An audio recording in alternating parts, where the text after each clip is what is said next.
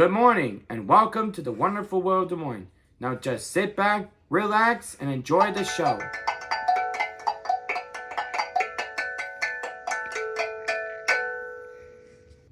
Hello. Hello. Hope everyone's doing well tonight. I guess Bernie says hi.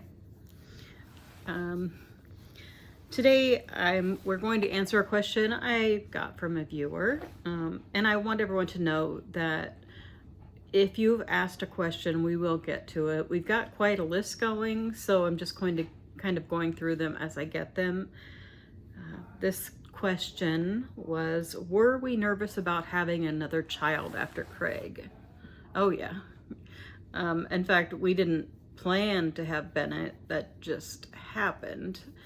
Not that we didn't want more children. It was just hard to make that decision after you've had a child with a disability. Yeah, back then they could not, when Craig was born, they couldn't definitively tell you what caused autism, as they can't to this day. And there was a lot of talk that it definitely was genetic. So you really worried about that. I can remember we a lot of people that were in some of those autism boards had multiple kids. Oh yeah, there are with autism. I know several of our viewers have multiple. Yeah. And not that it would have been the end of the world, but it's just not something that you go into without worrying, I guess. Craig was great, and we wouldn't change anything for the world, but having two children with autism does sound overwhelming.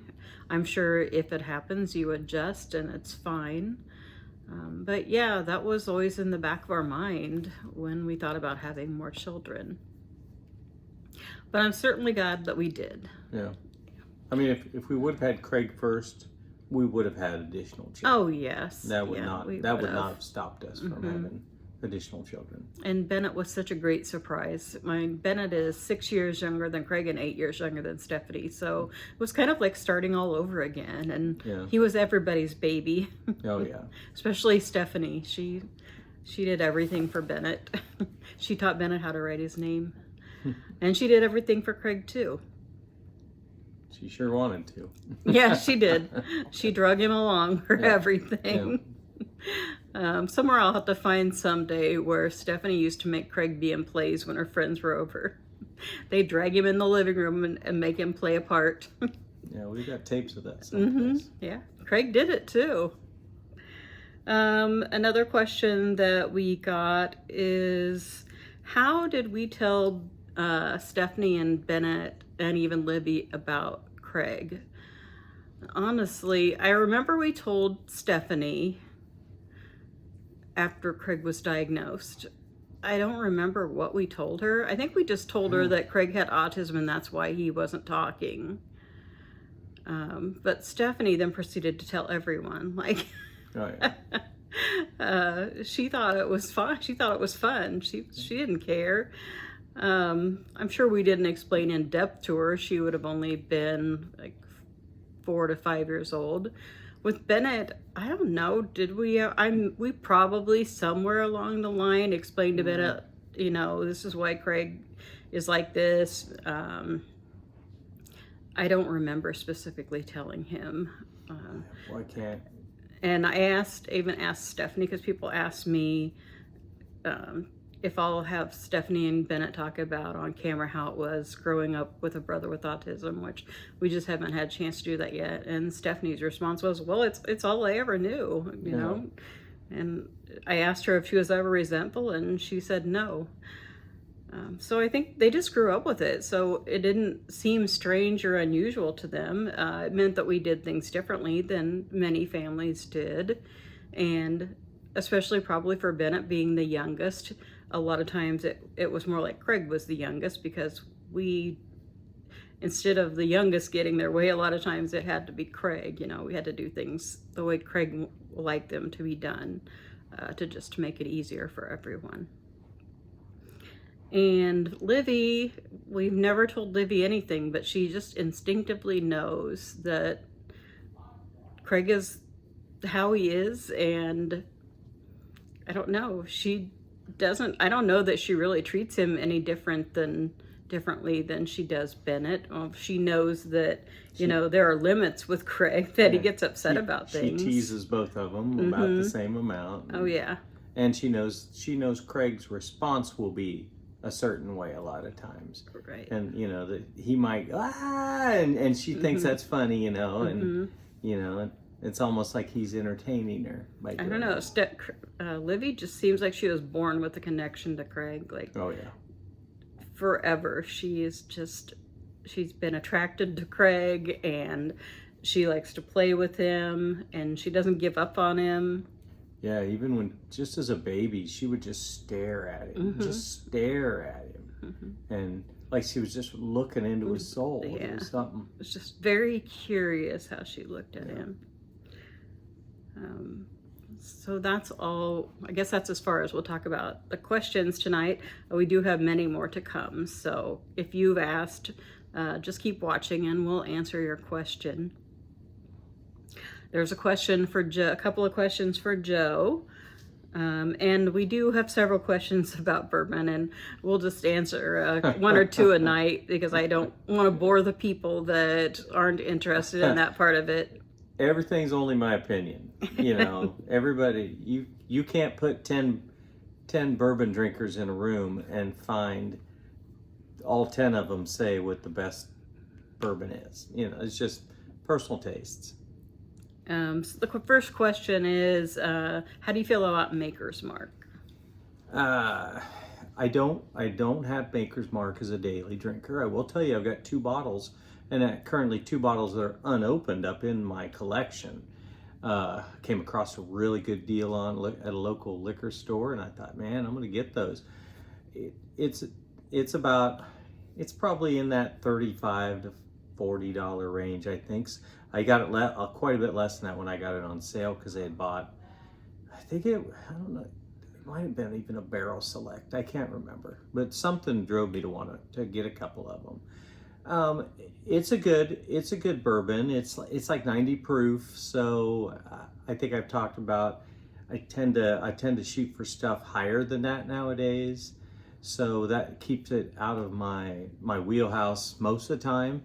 But if I'm someplace and if I want a bourbon and they're saying, well, we have Maker's Mark, I'm like, pour, because to a certain extent, bourbons are bourbon, they're all, new oak barrels. They got to be aged at least 2 years. I don't know how long Maker's Mark. I never have ever really looked at it as how long it's aged in a barrel or something.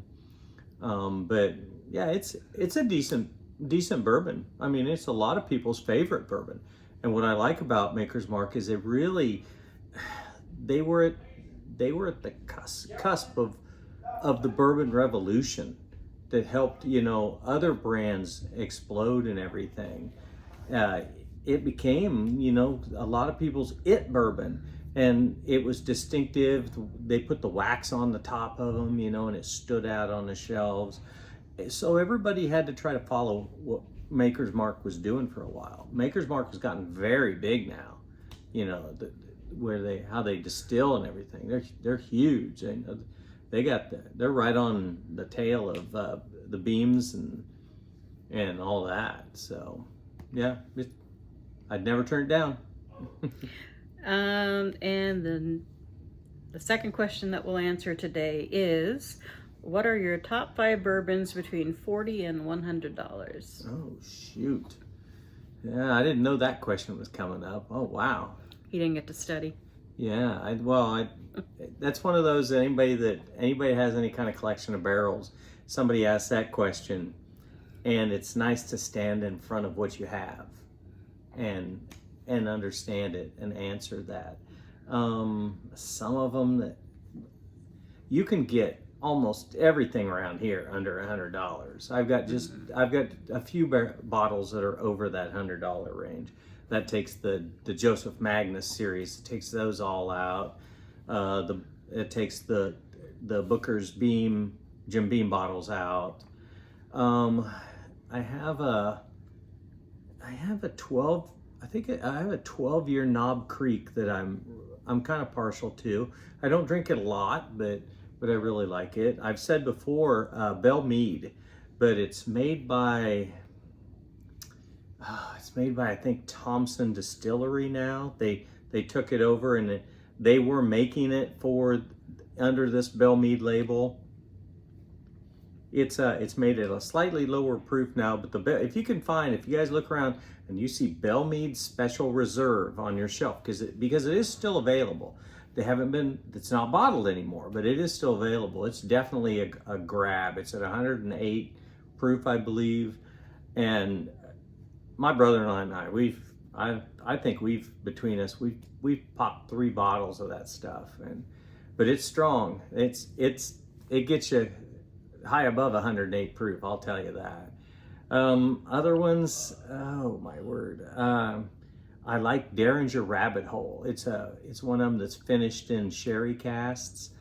It's really, really good. It's got a deep taste, deep aftertaste and everything, and smells really good. I'm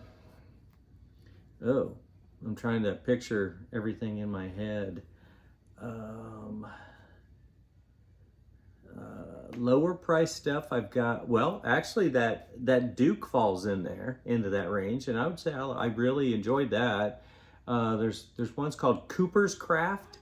I think it's 100 proof. It's probably about $45 if you can find that. That's a really nice, middle of the road pricing on a bottle. I really like it.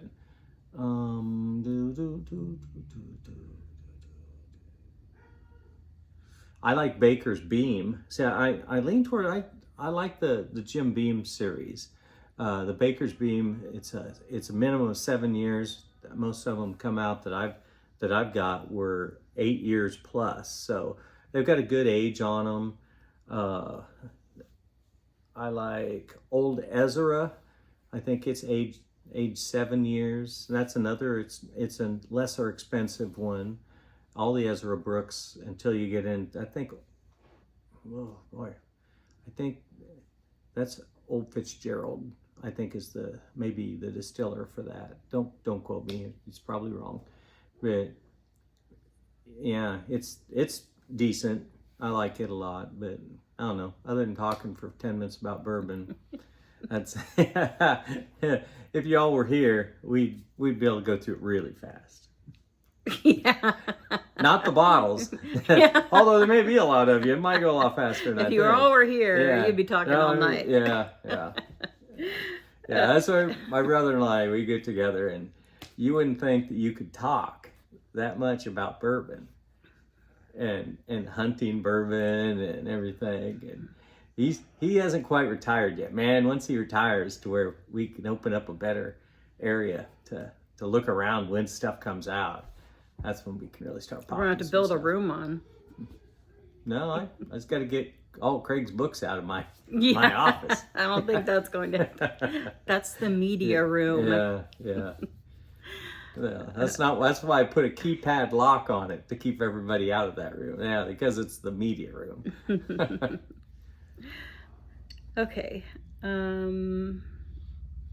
Like that's all we have to talk about tonight. All right. Steph and Craig had a fun day together, and we'll be seeing that later on in the video. As always, if you have any questions, feel free to email me at ourdailyview1992@gmail.com, and we'll be happy to answer your questions, or if you just want to say hi. I love getting your emails and answering your emails. And with that, we will go on to the rest of the video, and we'll see you tomorrow. Gets 2,000 likes, I'd like to tour my bourbon room. Oh! I don't know how many likes you get. That might not be. Maybe it's 10,000. I don't know. 2,000 would be a lot for me. Oh, okay. Mm-hmm. Yep. I don't know. All right. Bye-bye. Peace. Come on, bye. Bye. Bye, Craig. Bye. Have fun. Yay. Steph Day. Yay. Well, Craig, we're at Applebee's again. Yup. What are you going to order today? The Clubhouse Grill. What modifications? What? Like, no lettuce. Yeah, no less. No tomato or mayo on it. Can you do fries or onion rings? Onion rings. Yep, this time will be onion rings. The side of honey mustard. Yep. I'm gonna miss my old cell phone. We had some good times and some bad times. But now you have a new phone. Yep. And Wi-Fi. Good.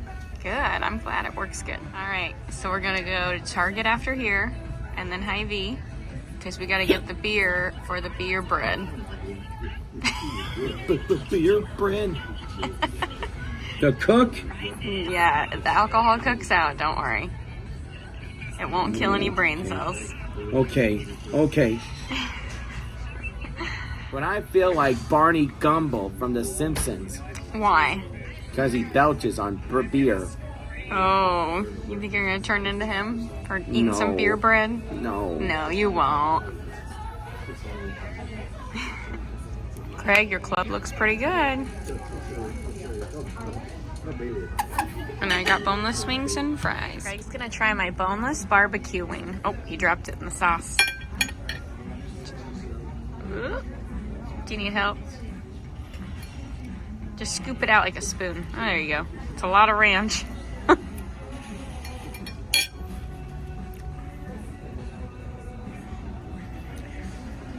What do you think?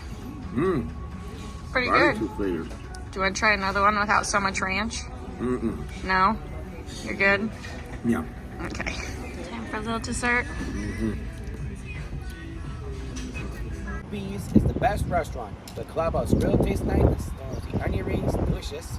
The waitress seems nice. I give it 2 thumbs up, 5 stars, and a Craigie member silver approval. And the host was really nice too, wasn't he? Yep. Right. Yeah. We need a 6-pack of Busch Light. Push. Nope, nope, the cans. The cans. With the cans. The cans. Craig's first ever time buying beer. Yep. The first Easter mouse. What are we gonna do first? So Livy wanted to do a taste test today. So Stephanie picked out some things for Craig and Livy and her and Josie to do for a taste test. What's the first thing, Livy?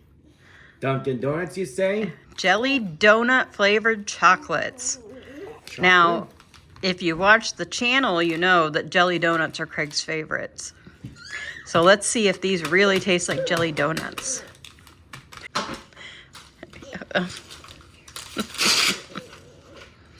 This may be a bit of a circus before we're done. A circus? No, just kidding, Craig. Oh, they look like they got squished. No, they're actually from Hy-Vee. But they were in one of those carts, you know, where they have... I didn't really consider them to be that cheap, though. They're $1.50. Okay, Craig, what do you think? Tastes like a jelly donut to me. Livy likes it too. What do you think, Livy? Does it taste like a jelly donut? It tastes like glasses. It tastes like glasses? It tastes like glasses? Yeah. Did you think it tastes like glasses, Craig? No, it tastes like strawberries. Oh, a strawberry jelly donut. All right. What's the next thing? Twix cookie dough flavor. Cookie dough. I was gonna get that. Oh, you were going to get that? It's okay, it was Craig's turn. Here it comes. Craig. You're welcome. I don't know what that means. Thank you. Yeah, you want Is it good, Craig? Mm-hmm. Can I take a bite? What does it taste like? Oh, this is mine. Cookies. I think this might be the Livy and Craig taste. Can Mommy taste it? She wanted to taste it. Craig, can you let Stephanie taste yours? Mm-hmm. Mm-hmm. Mm-hmm. You still thinking about it, Livy? It tastes like candy. You're not wrong. Stephanie, what do you think? Candy tastes like candy? No, this is a taste. Mm-hmm. Kind of just tastes like a Twix to me. Don't taste the cookie dough. Maybe if I ate the edge. Mm. What do you think, Craig? It tastes like cookie dough to me. Livy's got her hands full of candy now. This is why she likes to taste tests. Seriously. Crack it open.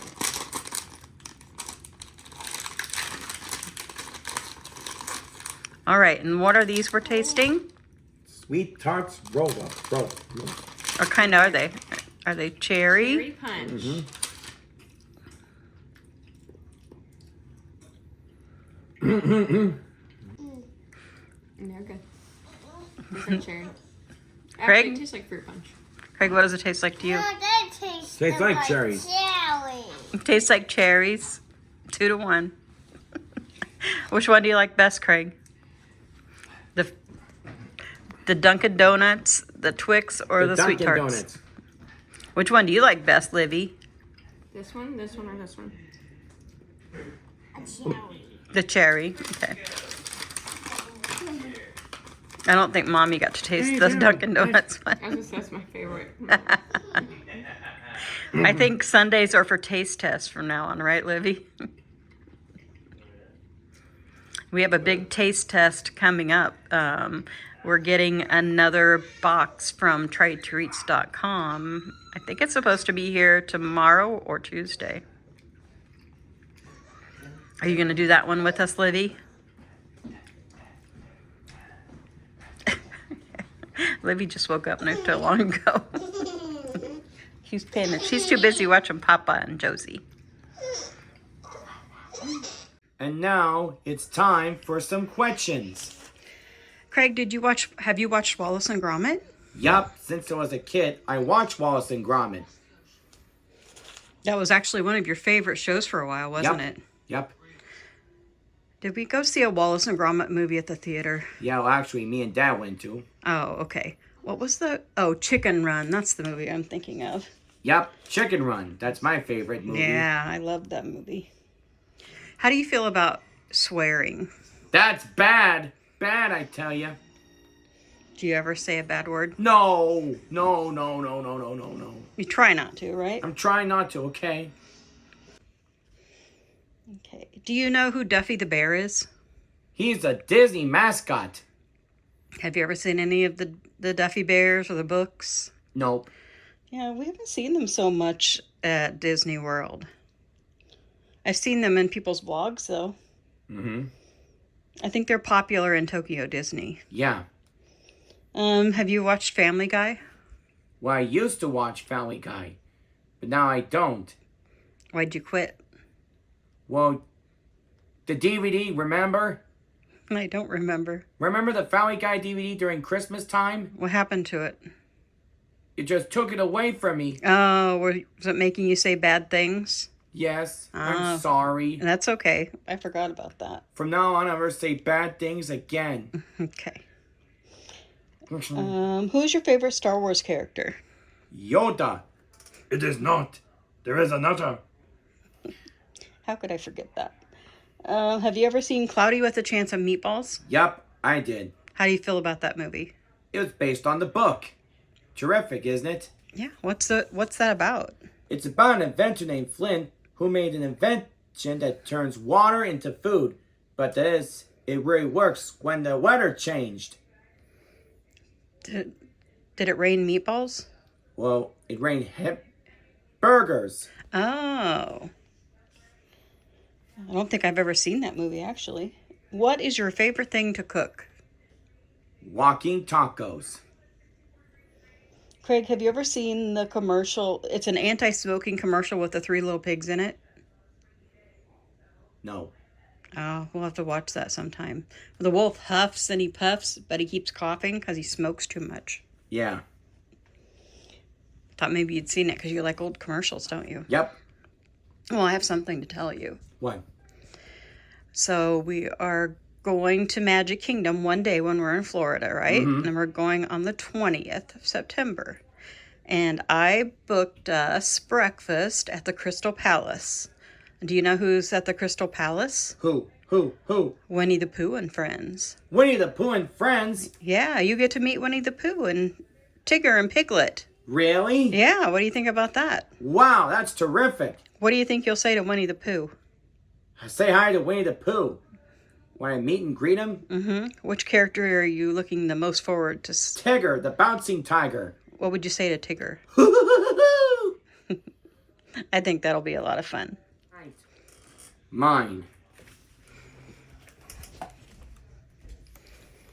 Kitty is in her bedroom. Today, she is a waitress.